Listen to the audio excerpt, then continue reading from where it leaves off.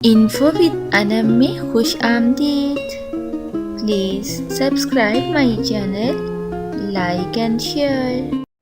خواب شیشے کا، قسط نمبر 4، حصہ نمبر 14۔ فرزین اور ملاحہ نے تو دل ہی دل میں باقاعدہ قرآنی آیات کا ورد کرنا شروع کر دیا تھا۔ فرزین اور ملاحہ کو کالج اتارنے کے بعد اس کا رخ اب تزئین کی یونیورسٹی کی طرف تھا۔ تمہیں برا لگا ہوگا مہرماں کا انداز؟ تزئین نے کچھ سوچ کر پوچھا۔ کیا فرق پڑتا ہے، اسے کون سا اچھا لگتا ہے میرا انداز؟ وہ لاپرواہی سے بولا۔ یہ بھی ایک طریقہ ہوتا ہے دوسروں کی نظر میں آنے کا۔ بدنام اگر ہوں گے تو کیا نام نہیں ہوگا؟ اسے عادت ہے اپنے آپ کو نمایاں کرنے کی۔ وہ بظاہر مسکراتے ہوئے ہلکے پھلکے انداز میں کہہ رہی تھی۔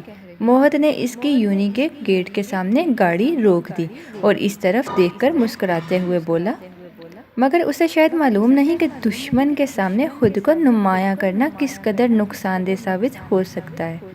وہ کہہ کر گاڑی آگے بڑھا لے گیا، مگر تزئین کئی ثانیوں تک اس کی بات کی سنگینی کو سمجھنے کی کوشش میں گاڑی کے پیچھے اڑتی دھول کو دیکھتی رہ گئی۔ زرگل بائی کی اس قدر اخلاق باختہ گفتگو نے زرنگار کے تو حواس اڑا دیے تھے، وقار افندی کا دماغ بھی گھما دیا۔ کیا بکواس ہے، وہ تمام تر اخلاقیات بھول کر گررایا۔ پٹھان خون تپا تو چہرے پہ سرخی چھلکنے لگی۔ حواس کو قابو میں کرتی زرنگار پھرتی سے ساس اور دماد کے بیچ آ کھڑی ہوئی۔ آپ اندر کمرے میں چلیں وقار، میں بات کرتی ہوں اماں سے۔ ملتجیانہ انداز، آنکھوں سے چھلکتی ندامت اور بے چارگی۔ وقار نے لب بھینچ کر بہت کچھ اندر ہی روک لیا۔ ارے تو کیا جھوٹ کہا ہے میں نے؟ طوائف کے کوٹھے پر تھی تب 2 کی بجائے 4 وقت کھانے کو ملتا تھا۔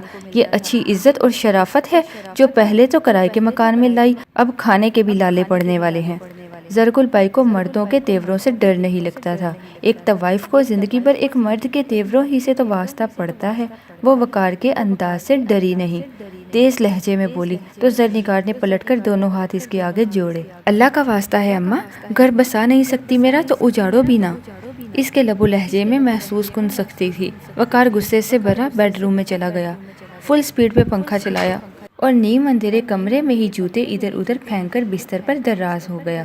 زرگل بائی نے صحیح معنیوں میں اس کی رگوں میں شرارے دوڑائے تھے، مگر آوازوں کا راستہ کون روک سکتا ہے بھلا؟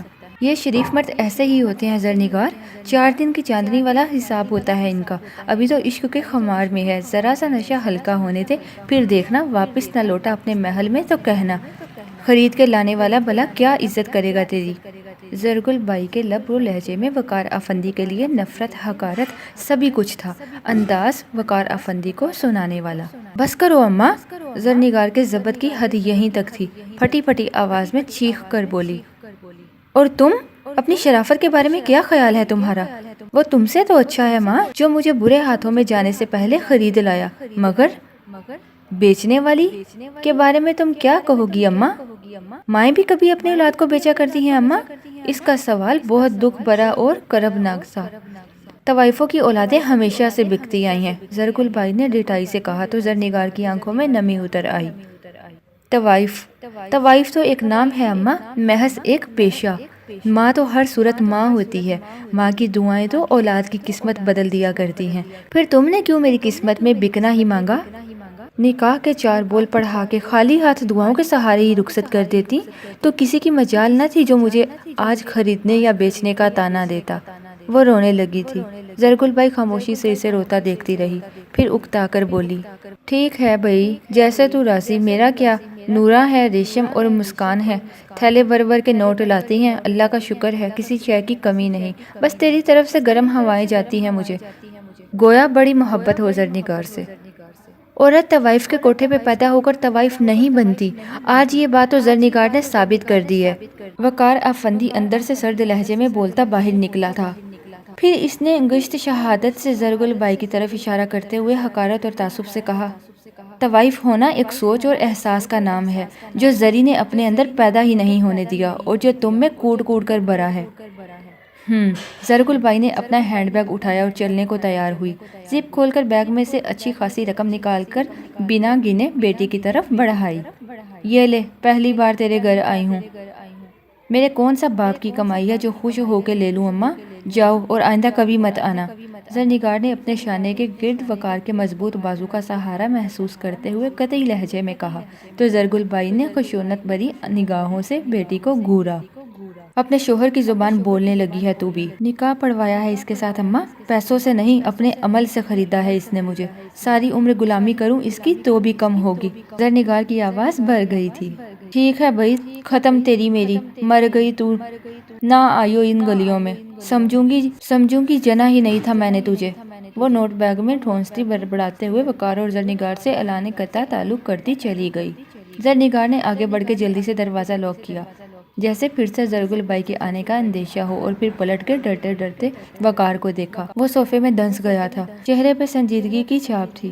زرنگار کا دل ڈوب سا گیا۔ وہ آہستہ روی سے چلتی ہوئی آ کر صوفے کے بازو پر بیٹھی اور جھک کر وقار کے گلے میں دونوں بازو ڈال دیے، رخسار اس کے گال سے مس کیا۔ سوری وقار، مجھے پتا ہوتا کہ اماں آپ سے اس پورے طریقے سے بات کریں گی تو میں کبھی ان کے کہنے پہ انہیں اپنے گھر نہ لاتی۔ اس کی آواز بھرائی ہوئی اور انداز میں پشیمانی تھی، اور وہ سنجیدگی سے زرنگار کی کلاس لینے کا سوچ کر یہاں بیٹھا تھا۔ اس کے معذرت کے اس قدر دل برانہ انداز پر وہ ٹھنڈا پڑ گیا۔ ناراض تو نہیں ہے مجھ سے؟ وہ اپنا شک دور کرنا چاہتی تھی۔ اتنے پیارے انداز میں مناؤ گی تو کون کافر ناراض رہ سکتا ہے؟ اس کے بازو پر ہاتھ رکھتے ہوئے وہ اس کے قریب آنے کے انداز کی طرف اشارہ کرتے ہوئے بولا، تو زرنگار نے مسکراتے ہوئے سر اس کے شانے پہ رکھ دیا۔ کل ایک جگہ جاب کے لیے جانا ہے، دعا کرنا کام بن جائے، تنخواہ بھی اچھی دے رہے ہیں۔ وقار نے مسکراتے ہوئے خوشخبری سنائی تو زرنگار کھل اٹھی، اس کے دل سے دعا نکلی تھی، انشاءاللہ ضرور ہو جائے گی نوکری۔ ایک تو یہ آغا جان بھی نا، انہیں کوئی بتاتا کیوں نہیں ہر انسان اصولوں کے لیے نہیں بنا بلکہ اصول انسانوں کے لیے بنائے جاتے ہیں۔ سمرا کو وقار اور اس کی خوبصورت بیوی کو گھر سے بے گھر کرنے کا سخت دکھ اور افسوس تھا، مگر صرف دکھ اور افسوس سے بات نہیں بنا کرتی، اس لیے فاران خاموشی سے لائف فائل چیک کرتے رہے۔ آپ ہی کچھ ہمت دکھا دیتے۔ سمرا کو ان کی خاموشی سے بھی چڑ ہوئی۔ سمجھانے کی کوشش تو کی تھی آغا جان کو، مگر تم جانتی تو ہو، اب تو تمہیں بھی ان کی نیچر کا پتہ چل چکا ہے۔ وہ قلم سے ہنسوں کو درست کرتے ہوئے ساتھ ساتھ اس کی تشفی کے لیے بولے تو وہ مزید کڑی، بڑا اچھا سمجھایا، اور مجھے تو ماں جی پر حیرت ہو رہی ہے۔ مائیں تو بچوں کی نظر کا اشارہ تک سمجھ لیتی ہیں، مگر انہوں نے تو آغا جان کے ساتھ مل کے اپنے بیٹے کا دل ہی دکھا دیا۔ فاران افندی کو محسوس ہوا سمرا واقعی ڈسٹربنس کا شکار تھی، مگر اس سے پہلے اس کی تسلی کے لیے کچھ کہتے دروازہ کھٹکھٹانے کی آواز پر چونک گئے۔ آ جائیں، سمرا نے اونچی آواز میں کہتے ہوئے دروازے کی طرف دیکھا، اور پھر کھلتے دروازے سے ماں جی کو اندر آتے دیکھ کر سمرا جلدی سے اپنی جگہ سے اٹھی، آگے بڑھ کے احتراماً ان کا ہاتھ تھام کر اپنے بستر پر لا بٹھایا۔ وہ آزردہ دکھائی دیتی تھی۔ فاران نے بھی فائل سمیٹ دی اور اٹھ کر ماں جی کی طرف آ گئے۔ وہ پہلے بھی اس کے کمرے میں کبھی کبھار آیا کرتی تھی، اور ان چند ماہ میں تو وہ بھی بند کر دیا تھا جب سے فاران کی شادی ہو گئی تھی۔ خیریت تو ہے ماں جی؟ انہوں نے پرتشویش انداز میں استفسار کیا، تو ماں جی کی آنکھیں بھر آئیں۔ جس ماں کا لاڈلا جگر کا ٹکڑا کاٹ کر بے دردی سے پھینک دیا گیا ہو، اس کی زندگی میں اب خیریت کہاں رہی؟ وہ آہ بھر کے بولی، پھر دوپٹے کے پلو سے بہتی آنکھیں پوچھنے لگی۔ سمرا نے جتانے والے انداز میں شوہر کو دیکھا۔ آپ آغا جان سے بات کریں نا، ہماری تو انہوں نے ایک نہیں سنی۔ فاران افندی بے بسی سے بولے، تو وقار کو سمجھا، اس 2 کوڑی کی عورت کی خاطر ہم سب کو چھوڑ گیا ہے وہ، انہوں نے شکوہ کیا۔ اگر وہ 2 کوڑی کی عورت ہے تو پڑا رہنے دیتے، اس گھر کے کسی کونے میں اس کی خاطر کیوں گھر سے نکال دیا آغا جان نے اپنے بیٹے کو؟ فاران کو ماں جی کے الفاظ پہ سخت اعتراض ہوا تھا۔ انہوں نے ناپسندیدگی سے کہا، انسان کو اپنے جسم سے بہت محبت ہوتی ہے، مگر کسی عضو کو جب کینسر ہو جائے تو اسے کاٹ کر الگ کرنا ہی پڑتا ہے۔ وہ بھی تو طوائف کو اٹھا کر گھر لے آیا تھا۔ ماں جی کا اپنا فلسفہ تھا۔ آخر میں شکایتی انداز میں بولی تو فاران کو تاسف ہوا۔